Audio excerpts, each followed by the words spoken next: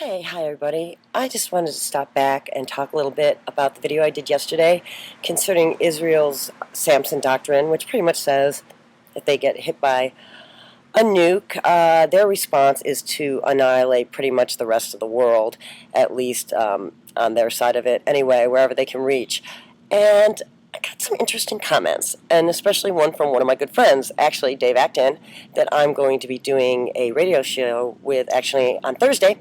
I'll link that for you. We're going to be on Val's show on Freedomizer, and we're going to be talking about all sorts of things. And one of them is probably going to be this, because I got pretty upset because, Dave was saying to me, Lynn, it's just so far-fetched, airy-fairy, this whole thing. Why are you talking about getting rid of nukes and sending them to the farthest reaches of the universe? And it's just ridiculous. Nobody wants to hear about that. That made me really mad. And I don't get mad often, but I just have to say that is anyone under the illusion that if a nuclear warhead went off, that it wouldn't affect all of us in the world? Like, say one went off in Paris.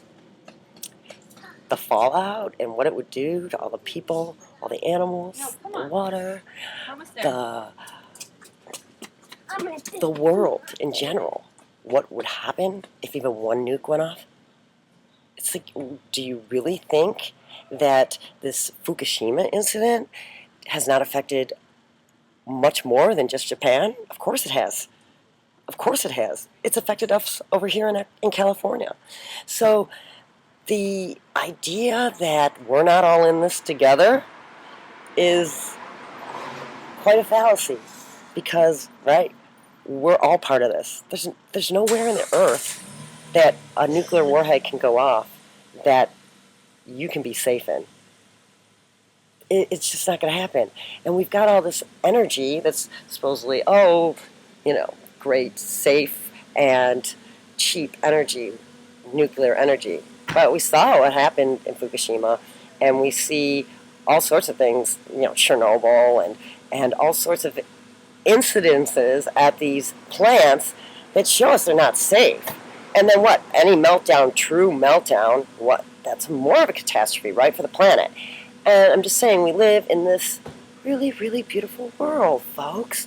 I mean, I just don't think people appreciate the fact of what a jewel the planet Earth really is, and how awesome it is. I mean, I grew up Indian, and I know we slaughtered all the Indians, but we claim to have that spirit, that great spirit of the eagle and freedom and bravery, but really the hallmark of the Indians was that they respected all life forms. They would kneel and kiss the ground before they pulled a plant. They would pray over an animal before they killed it or after they killed it, before they ate it. And I'm not seeing that because there's a handful of sociopathic billionaires that are determining our world's fate right now with this nuclear chess game they're all playing with. And I, for one, don't appreciate it, and I want to see it change.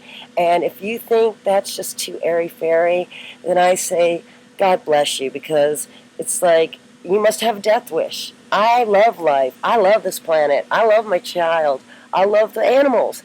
I love everybody on the planet, and I want to see this planet free of the tyranny, free of things that can destroy it with one push of the button.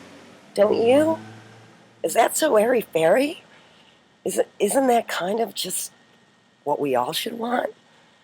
And so I know I got a lot of comments that are like, you can't do that. But just remember, guys, we can do anything we want. It's our world. We just have to take it back from the handful of sociopaths that got it. And I'm urging you to have a little more faith. Why not a world with no nukes? Why not? Why is that such a far-fetched idea when it would be so wonderful, really, for the rest of the people on the planet? Just saying, I think we need to start thinking differently.